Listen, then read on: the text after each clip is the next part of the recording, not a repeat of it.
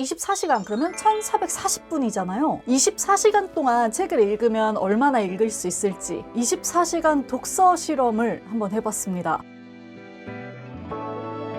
안녕하세요, 공복 여러분, 공백입니다. 2026년의 첫 영상으로 돌아왔습니다. 여러분 새해 복 많이 받으세요.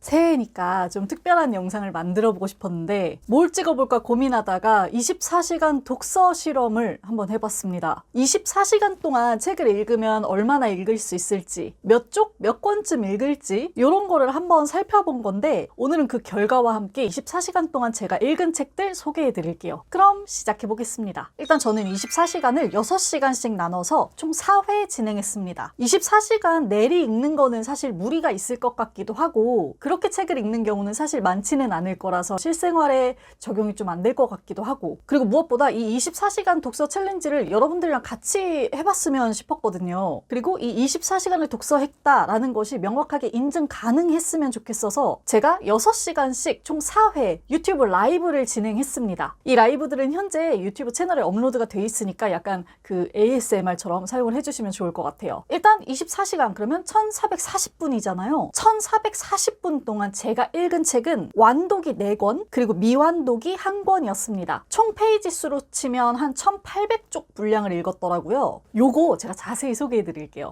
24시간 독서에서 제가 첫 번째로 읽은 책은 요거 가네시로 가즈키의 고라는 책이었는데요. 요거 장편 소설이고 페이지 수는 271쪽, 완독하는 데는 딱 140분이 소요됐습니다. 내용도 같이 소개해 드릴게요. 이 책의 주인공은 스기하라라는 고등학생인데 얘가 출신이 조금 복잡해요. 일단 아버지가 제1조선인입니다. 그러니까 일본에 살고 있는데 국적이 북한. 그래서 스기하라를 포함한 이 가족들이 모두 국적이 북한으로 되어 있어요. 근데 소설 초반에 보면 이 아버지가 국적을 한국으로 바꾸기를 시도합니다. 왜냐, 이게 좀 이상하게 들릴 수 있는데 하와이에 가고 싶어서. 북한 국적으로는 해외여행이 자유롭지 않으니까 한국 국적으로 변경하고 자신에게 그리고 자신의 가족들에게 해외여행을 포함한 좀 더 넓고 자유로운 삶을 선물하고 싶은 거죠. 근데 이게 녹록한 일이 아니에요. 절차적인 문제보다 이 스기하라라는 아이의 정체성이 이미 어느 정도 제1조선인으로 굳혀져 있기 때문입니다. 얘는 어렸을 때부터 마르크스주의자인 아버지의 영향을 받아서 하와이는 완전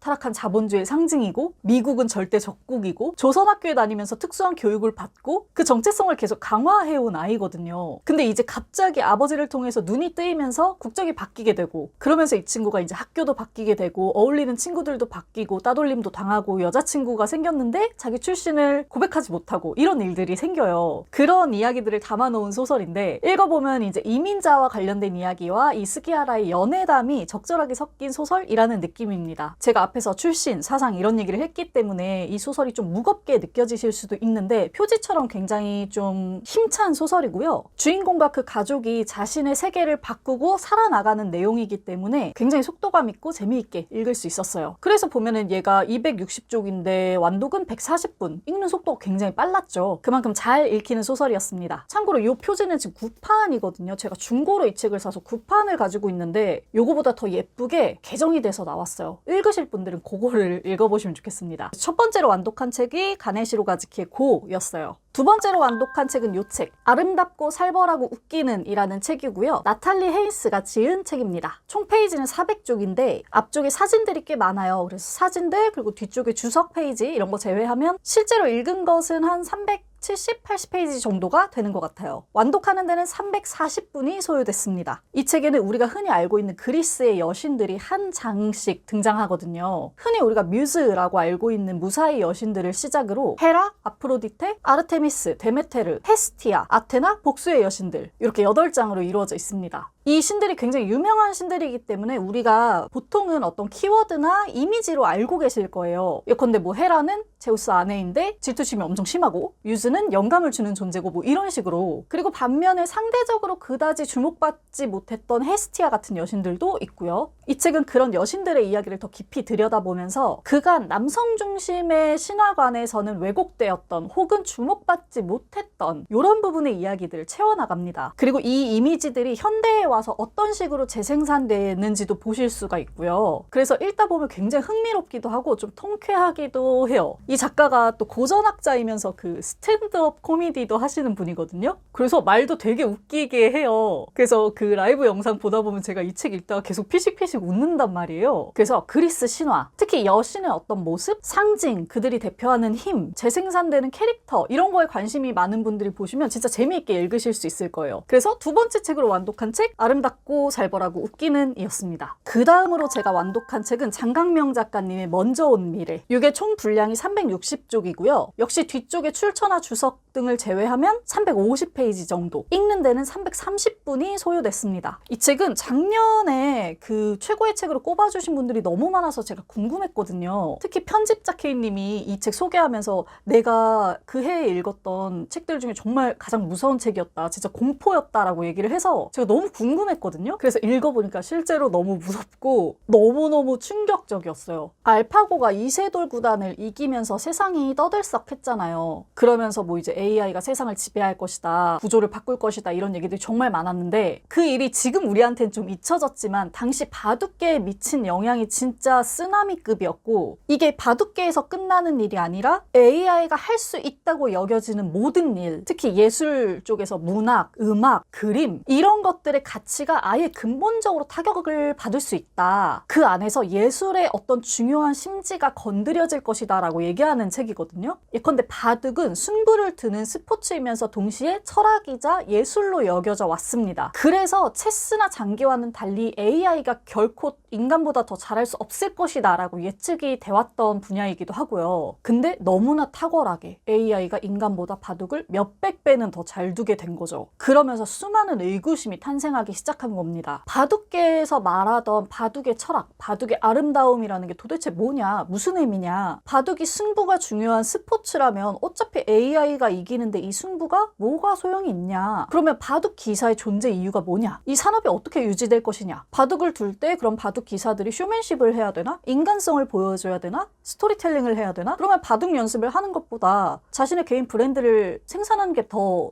이득이지 않나? 도대체 인간만이 만들 수 있는 오리지널리티라는 게 존재하기는 하는 것인가? 그 존재의 이유가 앞으로도 계속 유지될 수 있을까? 이런 질문들에 대해서 이 책이 차근차근 바둑 기사들과의 인터뷰를 통해서 풀어나가는데 진짜 너무너무 충격적이에요. 너무너무 무섭고, 제가 진짜 이 책 읽고 나서 미간이 좀 찌릿했을 정도로 인상을 엄청 쓰면서 봤더라고요. 보면은 책도 막 난리 났거든요. 그래서 24시간 독서 세 번째 책으로 이 책 먼저 온 미래를 읽었고, 네 번째로 읽은 책이 좀 두꺼웠습니다. 이럴 때 아니면 또 언제 또 벽돌책을 읽나 싶어가지고 제가 두꺼운 책을 꺼냈는데, 뭐였냐면 우리를 인간답게 만드는 것들이라는 책입니다. 작가가 세라 베이크웰. 이 책 총 페이지 수는 652쪽인데요. 주석이랑 출처 페이지 제외하면 한 580쪽 정도로 가늠해도 좋을 것 같아요. 완독하는 데는 총 480분이 소요됐습니다. 이 책이 부제가 혐오와 고립의 시대, 우리를 연결하는 가치는 무엇인가 이렇게 되어 있고, 뒤에 보면 700년 휴머니즘의 지성사 이렇게 쓰여져 있거든요. 휴머니즘이라고 하니까 저는 우리가 흔히 이야기하는 휴머니즘, 뭔가 인간의 그 따뜻하고 배려심 있는 행동, 이타심, 선의 이런 거의 역사를 살펴보는 책인가? 라고 가늠을 했는데 그거는 아니었어요. 이 책에서 말하는 휴머니즘은 말 그대로 인문학, 인간으로부터 출발한 학문인 인문학의 700년 역사를 쭉 훑어보는 책이라고 생각하시면 될 것 같습니다. 인문학 거시사. 이 책이 르네상스 시기부터 출발해요. 그래서 진짜 흥미진진할 수밖에 없는데, 이제 뭐 흑사병이나 종교의 분열, 타락, 경제구조의 변화 이런 흐름들을 통해서 교회의 힘이 약화되고 종교적인 사고가 약화되고 인간의 시선이 인간 스스로에게 이동하기 시작하잖아요. 그래서 옛날에 읽혀왔던 고전 문안들, 불경하다고 여겨졌던 것들이 몰래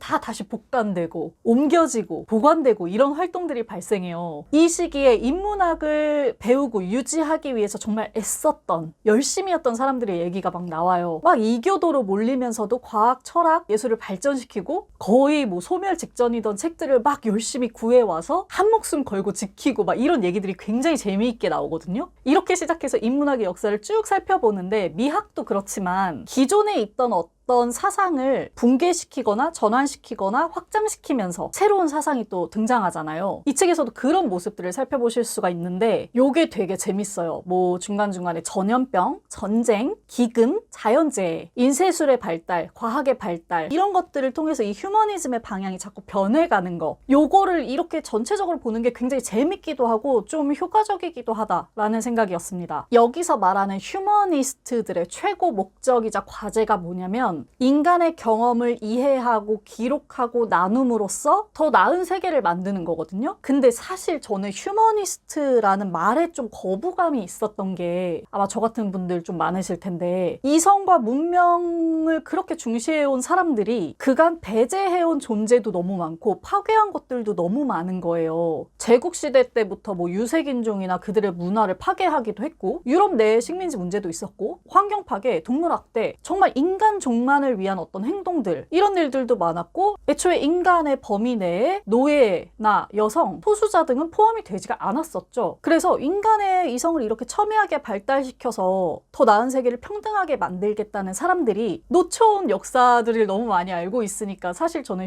휴머니스트라는 말이 그냥 덤덤하게 들렸었는데 이 책에서 그 부분을 굉장히 잘 짚어주고 있어요. 불완전하고 때로는 뒤틀리고 잘못된 방향으로 가지만 자기 자신을 끊임없이 수정해 나가는 이런 휴머니즘의 정신 같은 걸 이 책이 굉장히 잘 알려주고 있고 실제로 책 안에서도 그 휴머니즘의 대상 범위가 부유한 남성 지식인에서 점점 평민, 여성, 소수자, 동물, 환경까지 확대되어가는 모습을 보실 수가 있습니다. 그래서 이런 과정들을 책이 굉장히 잘 짚어주고 있어서 되게 재미있게 읽었어요. 이게 사실 정보가 굉장히 많이 들어있는 거시사고 두께도 막 이렇게 두껍고 해가지고 제가 읽으면서 걱정했거든요. 이거 라이브 하다가 조는 거 아닌가 싶어가지고 근데 정말 아무 문제 없이 너무 재밌게 읽었다라는 평이고요. 아 진짜 이참에 한번 이렇게 읽어서 새겨두길 잘했다라는 생각이 들었습니다. 그래서 이 책 우리를 인간답게 만드는 것들을 8시간 동안 이제 독파를 했고 요거 다 읽고 나니까 시간이 한 2시간 정도 남더라고요. 그래서 제가 마지막으로 집어든 책이 요거였습니다. 마니아, 평등에 미친 시대라는 책이고 라이오넬 슈라이버의 장편 소설입니다. 총 페이지가 388쪽인데요. 저는 여기까지 152쪽 정도까지 읽다가 이제 24시간이 종료돼서 잠깐 멈춰 있는 상태예요. 여기까지 읽는데 약 150분 정도가 소요됐습니다. 요거 정치적인 이념, 평등에 관련한 소설인데 약간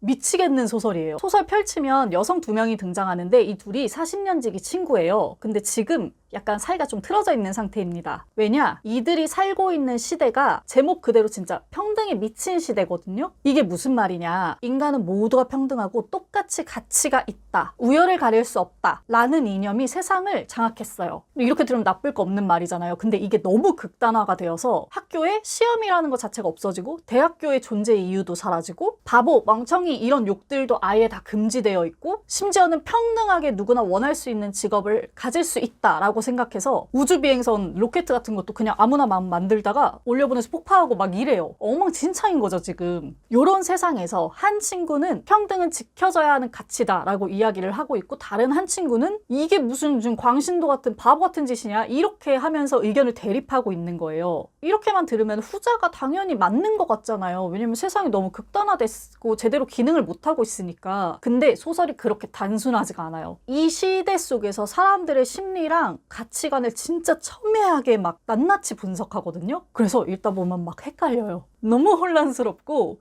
저 지금 중반까지 읽었는데 진짜 너무 재밌게 읽고 있습니다. 어떻게 될지 모르겠어요 지금. 이 책은 제가 완독하고 나서 또 소개해드릴게요. 그래서 마지막으로 이제 읽은 책이 라이오넬 슈라이버의 장편소설이었습니다. 자, 여기까지 정리를 해보면 총 24시간 1440분 동안 제가 읽은 총 페이지의 수는 1840쪽 정도가 됩니다. 표지와 주석, 그림, 출처 등의 페이지들을 러프하게 제외하고 나면 대략 1700페이지 정도를 읽은 셈이네요. 이렇게 보니까 막힘없이 술술 잘 읽히는 책들이라는 전제하에 저는 한 페이지를 읽는데 1분 정도를 잡으면 되는 것 같아요. 물론 책에 따라서 진짜 편차가 크지만 대략적으로나마 이렇게 계산을 해보는 건 처음인데 되게 재밌네요. 그리고 제가 의외의 장점을 하나 발견했는데 제가 평소에는 리드잇미 라이브를 해도 120분 정도 간격으로 책 읽고 휴식하고 책 읽고 휴식하고 이렇게 보냈거든요. 이번에 처음 이렇게 6시간 동안 휴식 없이 길게 집중해서 읽어보고 본 건데 이게 몰입에 굉장히 도움이 돼요. 생각보다 어렵지 않게 6시간 동안 즐겁게 책을 읽을 수 있고 오래 하니까 더 뒤에 재미가 붙고 탄력이 붙는 느낌이어서 좀 맛들린 것 같아요. 앞으로도 종종 이렇게 길게 라이브 할 생각이고 아마